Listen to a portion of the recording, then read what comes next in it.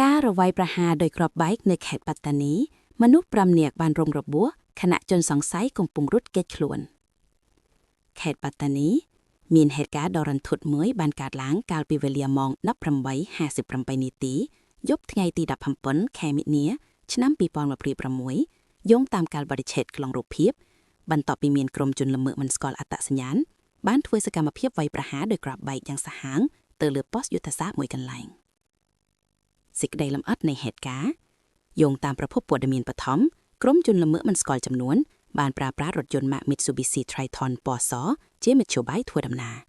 ពួកគេបានធ្វើសកម្មភាពលុបបោះក្រាបបែកទៅលើប៉ុស្តិ៍យុទ្ធសាស្ត្រតាណាំដែលស្ថិតក្នុងភូមិបាំងខាឃុំតាណាំស្រុកប៉ាណារ៉េខេត្តปัตตานีភ្លាមបន្ទាប់ពីបង្កហេតុរួចក្រុមជនល្មើសបានបើករថយន្តរត់គេចខ្លួនយ៉ាងលឿនសម្ដៅទៅកាន់ផ្លូវបំបែកបានខួនផលប៉ះពាល់នឹងការខូចខាតផ្អែកតាមរបាយការណ៍ចុងក្រោយហេតុការណ៍ផ្ទាស់នេះបានបណ្ដាលឲ្យមន្ត្រីបុគ្គលិកចំនួន5នាក់បានរងរបួសកំពុងបញ្ជូនទៅសង្គ្រោះបន្ទាន់មានអណ្ដាតភ្លើងឆាបឆេយយ៉ាងសន្ធោសន្ធៅនៅកន្លែងកើតហេតុបណ្ដាលឲ្យមានការខូចខាតទ្រព្យសម្បត្តិនិងសម្ភារៈមួយចំនួនចំណាត់ការរបស់អាជ្ញាធរបច្ចុប្បន្នកម្លាំងសមត្ថកិច្ចកំពុងដេញតាមប្រមាណក្រុមជនល្មើសនិងរឹតបន្តឹងសន្តិសុខនៅតាមតំបន់ក្បែរខាងដើម្បីទប់ស្កាត់ការវាយប្រហារដែលអាចកើតមានជាយថាហេតុអាជ្ញាធរក៏បានអំពាវនាវដល់ប្រជាពលរដ្ឋណាដែលបានឃើញរថយន្តសង្ស័យខាងលើសូមធ្វើព័ត៌មានជាបន្តដល់សមត្ថកិច្ចប្រភព Berita Pattani នេះគឺជាសេចក្តីរាយការណ៍ព័ត៌មានជាភាសាខ្មែរអំពីហេតុការណ៍អគ្គិភ័យឆាបឆេះរោងសិប្បកម្មឈើប៉ាឡេតនៅស្រុកបានផែវខេត្តសមុទ្រសាគរ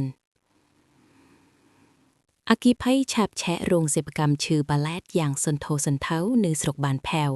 សង្ស័យមកពីឆ្លងចរន្តអគ្គិសនីខេត្តសមុទ្រសាគរហេតុការណ៍គ្រោះអគ្គិភ័យដ៏គួរឲ្យភ្ញាក់ផ្អើលមួយបានកើតឡើងកាលពីវេលាម៉ោងប្រមាណ 16:03 នាទីរសញ្ញាថ្ងៃទី16 ខែមីនាឆ្នាំ2026នៃចំណុចរោងសិប្បកម្មឈើដែលមានឈ្មោះថារោងសាន់ប៉ាឡេតដុនខូដែលជាទីតាំងលក់ដុំឈើបន្តានិងឈើប៉ាឡេតជជក់ស្ថិតនៅផ្ទះលេខ38លើ1ភូមិទី3ឃុំបានផែវស្រុកបានផែវខេត្តសមុទ្រសាគរ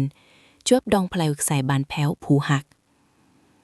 សកម្មភាពអន្តរាគមន៍និងការទប់ស្កាត់ក្រោយទៅដួលដំណឹងភ្លាមមជ្ឈមណ្ឌលវិទ្យុទាក់ទងនៃប៉ុស្តិ៍នគរបាលស្រុកបានផែវបានរាយការណ៍ជូនថ្នាក់ដឹកនាំនិងអាជ្ញាធរដែនដីរួមទាំងសម្របសម្រួលសុំអន្តរាគមន៍ពីរថយន្តពលុតអគ្គិភ័យមកពីអង្គភាពជាច្រើនរួមមានអង្គភាពបង្ការនិងកាត់បន្ថយគ្រោះមហន្តរាយមកពីតំបន់បានផែវលាក់ហាឆៃមង្គលនិងកសិកម្មផฒនាខេត្តសមុទ្រសាគររថយន្តពលុតអគ្គិភ័យមកពីតំបន់ភូហានិងប៊ុងងាមខេត្តរាជបុរីក្រុមកម្លាំងជួយសង្គ្រោះមកពីមូលនិធិសប្បុរសធម៌នានាក្នុងតំបន់បានផែវនិងរាជបុរីស្ថានភាពនៅកន្លែងកើតហេតុទីតាំងដែលឆេះមានលក្ខណៈជារោងសិប្បកម្មឈើជួនផ្ទាល់ដីដំបូលខ្ពស់និងចំហជុំវិញគ្មានជញ្ជាំង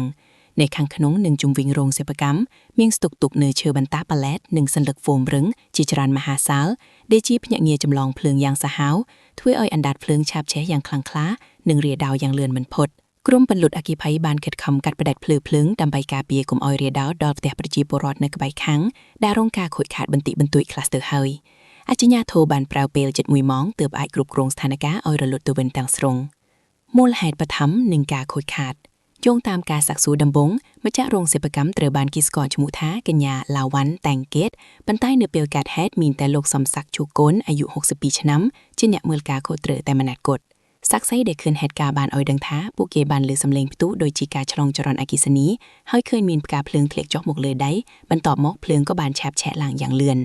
អាជ្ញាធរសន្និដ្ឋានជាបឋមថាមូលហេតុគឺមកពីការឆ្លងចរន្តអគ្គិសនីដែលធ្វើឲ្យផ្កាភ្លើងធ្លាក់ចំសន្លឹកហ្វូមរួចរាលដាលតតគំនើឈើប៉ាឡេតស្ទើរតែទាំងស្រុង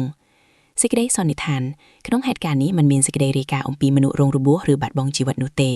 ចំណែកឯទំហំការខូចខាតជាទឹកប្រាក់គឺស្ថិតនៅដំណាក់កាលវាយតម្លៃនៅឡើយខណៈដែលមន្ត្រីជំនាញផ្នែកកសលវិច័យកំពុងបន្តចូលពិនិត្យកន្លែងកើតហេតុដើម្បីស្វែងរកមូលហេតុពិតប្រាកដតាមបច្ចេកទេសផ្អើលពេញបណ្ដាញសង្គមស្ត្រីម្នាក់បាំងទំពាប៉ាម្រាមដៃមនុស្សនៅក្នុងនំបង់ប៊ឺហ្គឺនៅភោជនីយដ្ឋានល្បីឈ្មោះមួយបរទេសคล้ายជាប្រធានបទដ៏ក្តៅគគុកនិងគួរឲ្យរន្ធត់បំផុតនៅលើបណ្ដាញសង្គមបន្ទាប់ពីស្រីម្នាក់បាំងបង្ហូររូបភាពនិងវីដេអូបង្ហាញពីបទពិសោធន៍ដ៏អាក្រក់បំផុតក្នុងជីវិតខណៈពេលដែលនាងកំពុងទទួលទានអាហារនៅហាងប៊ឺហ្គឺល្បីឈ្មោះមួយកន្លែងហើយស្រាប់តែទំពាប៉ាម្រាមដៃមនុស្សពិតៗនៅក្នុងនំបង់នោះសេចក្តីលម្អិតនៃហេតុការណ៍ โยงตามการจบสายរបស់សារព័ត៌មានបរទេសហេតុការណ៍នេះបានកើតឡើងនៅទីក្រុង Santa Cruz de la Sierra ប្រទេសបូលីវីស្រីរងគ្រោះរូបនោះបានរៀបរាប់ថានាងបានទៅទិញនំប័ុង burger ពីហាងដែលមានឈ្មោះថា Hot Burger នៅពេលកំពុងទទួលទានបានប៉ុន្មានម៉ាត់នាងមានអារម្មណ៍ថាទំពាប៉ាវត្ថុអ្វីមួយយ៉ាងដែលរឹងខុសធម្មតានៅពេលខ្ចាក់ចេញមកមើលនាងស្ទើរតែសន្លប់និងតក់ស្លុតជាខ្លាំងដោយសារវាគឺជាកង់ម្រាមដៃមនុស្សដែលនៅមានសាច់និងក្រចកជាប់នៅឡើយការឆ្លើយតបពីខាងហាងនិងអាជ្ញាធរក្រោយពេលកើតហេតុភ្លាមៗដំណឹងហាងបានព្យាយាមសម្រុះសម្រួលនិងសុំទោសទៅកាន់អតិថិជនដោយបញ្ជាក់ថាហាងនឹងធ្វើការកែលម្អទោះជាយ៉ាងណាក៏ដោយស្រីរងគ្រោះមិនសុខចិត្តឡើយហើយបានសម្រេចចិត្តបឹងទៅកាន់អាជ្ញាធរពាក់ព័ន្ធតាមការស៊ើបសង្កេតបឋមរបស់ប៉ូលីសបានរកឃើញថាមានបុគ្គលិកម្នាក់នៅក្នុងរោងចក្រកែច្នៃសាច់របស់ហាងនោះពិតជាបានជួបគ្រោះថ្នាក់ការងារដោយម៉ាស៊ីនកិនដាច់ម្រាមដៃចំនួន2កាលពីប្រមាណថ្ងៃមុនគេជឿថាម្រាមដៃដែលដាច់នោះបានធ្លាក់ចូលទៅក្នុងធុងសាច់ដែលត្រៀមយកមកធ្វើ burger ហើយមិនបានគេចាប់អារម្មណ៍រហូតដល់ត្រូវបញ្ជូនមកកាន់សាខាលក់និងធ្លាក់ដល់ដៃអតិថិជនតែម្ដងចំណាត់ការផ្លូវច្បាប់អាជ្ញាធរការពារអ្នក Pro-Repers បានសម្រេចចាត់បិទហាងសាខានោះជាបណ្ដោះអាសន្ននិងបានពិន័យជាប្រាក់យ៉ាងធ្ងន់ធ្ងរជាមួយគ្នានេះក្រសួងសុខាភិបាលក៏បានចោទធ្វើអធិការទៀតជាបន្ទាន់ទៅលើខ្សែសង្វាក់ផលិតកម្មអស់របស់ក្រុមហ៊ុនដើម្បីធានាសុវត្ថិភាពចំណីអាហារសម្រាប់សាធារណជនបច្ចុប្បន្នករណីនេះកំពុងស្ថិតនៅចំណាត់ការតុលាការខណៈដែលមហាជនបានសម្រេចការរិះគន់យ៉ាងចាស់ដៃទៅលើស្តង់ដារអនាម័យនិងសុវត្ថិភាពរបស់ហាងអាហាររហ័សមួយនេះប្រភពข่าวสดអនឡាញព័ត៌មានអន្តរជាតិប៉ូលីសចរាចរណ៍ផ្លូវគោកថៃបង្ក្រាបស្ត្រីម្ចាស់ករណីខ្មោចដែលមានដីកាចាប់ខ្លួនចំនួន8ករណីពាក់ព័ន្ធនឹងការបោកប្រាស់តាមប្រព័ន្ធបច្ចេកវិទ្យា Scammer បង្កការខូចខាតជាង1.2 លានបាតឈុនបុរីប្រទេសថៃកងបញ្ជាការស៊ើបអង្កេតកណ្ដាល CIB តាមរយៈកងកម្លាំងប៉ូលីសចរាចរណ៍ផ្លូវគោកបានបើកប្រតិបត្តិការបង្ក្រាបនិងឃាត់ខ្លួនស្ត្រីម្នាក់ដែលជាមុខសញ្ញាបើកគណនីខ្មោច Money Mule ដល់សកម្មម្នាក់បន្ទាប់ពីមានវ៉ាន់រីកខ្លួនពីដីកាចាប់ខ្លួនរហូតដល់8ករណីជុំវិញបទល្មើសបោកប្រាស់សាធារណជនភិនភាគជនសង្ស័យនិងការឃាត់ខ្លួនជនសង្ស័យត្រូវបានកំណត់អត្តសញ្ញាណឈ្មោះកញ្ញាថាន់យ៉ាអាយុ29ឆ្នាំនាងត្រូវបានកម្លាំងសមត្ថកិច្ចចាប់ខ្លួននៅមុខផ្ទះមួយកន្លែងក្នុងឃុំនងរីស្រុកមឿងខេត្តឈុនបុរី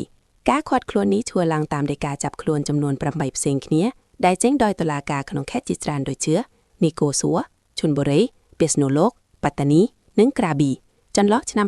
2022ដល់2024សកម្មភាពល្មើសច្បាប់និងលេខគល់តាមរយៈការស៊ើបអង្កេតប៉ូលីសបានលាតត្រដាងពីសកម្មភាពរបស់ជនសង្ស័យយ៉ាងដូចនេះថាការជួលបើកគណនីជនសង្ស័យបានទទួលជួលបើកគណនីធនាគារចំនួន4ឲ្យទៅក្រុមអ ក្រិតជន Scammer កាលពីឆ្នាំ2022ការលួចឆ្លងដែនទៅកម្ពុជាដើម្បីសម្រួលដល់ការដកប្រាក់និង scan មុខ face scan បញ្ជាក់អត្តសញ្ញាណសម្រាប់ប្រតិបត្តិការធ្វើប្រាក់ខុសច្បាប់ជនសង្ស័យបានលួចឆ្លងដែនតាមច្រករបៀងធម្មជាតិក្នុងខេត្តស្រះកែវចូលមកកាន់ប្រទេសកម្ពុជាដើម្បីបម្រើការឲ្យក្រុម Scammer ដោយផ្ទាល់ការគេចវាសពីសម្លេងច្បាប់បន្ទាប់ពីករណីទាំងអស់ត្រូវបានបង្កក់នាងបានត្រឡប់ចូលប្រទេសថៃវិញនិងព្យាយាមលាក់ខ្លួននៅផ្ទះសាច់ញាតិដោយកាត់ផ្តាច់រាល់ការប្រើប្រាស់បណ្ដាញសង្គមទូរស័ព្ទនិងឧបករណ៍អេឡិចត្រូនិកទាំងអស់ដើម្បីកុំឲ្យប៉ូលីសតាមដានជើងបាន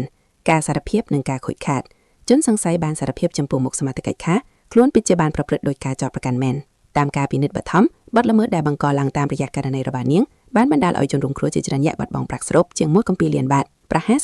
$41,000ការដាស់តឿនពីអាជ្ញាធរ CIB អាជ្ញាធរថៃបានចេញសេចក្តីណែនាំដល់សាធារណជនថាការជួលបើកករណីធនាគារឲ្យអ្នកដទៃជាបទល្មើសព្រហ្មការដែលមានទោសស្មើនឹងអ្នកបោកប្រាស់ផ្ទាល់កុំជឿចាក់អូទៀងឲ្យទៅធ្វើការជាមួយក្រុម Scammer នៅបរទេសព្រោះអាចប្រឈមនឹងការបង្ខាំងទុកដោយខុសច្បាប់និងទោសទណ្ឌធនបច្ចុប្បន្នជនសង្ស័យត្រូវបានបញ្ជូនទៅកាន់ប៉ូស្តប៉ូលីសឡាច់យ៉ាវដើម្បីបន្តនីតិការច្បាប់និងស្វែងរកបាក់ស្ពូដែលលើពីក្រោយខ្នងរ៉ាំទៀតរ៉ាយការណ៍ដោយក្រុមការងារព័ត៌មានសន្តិជន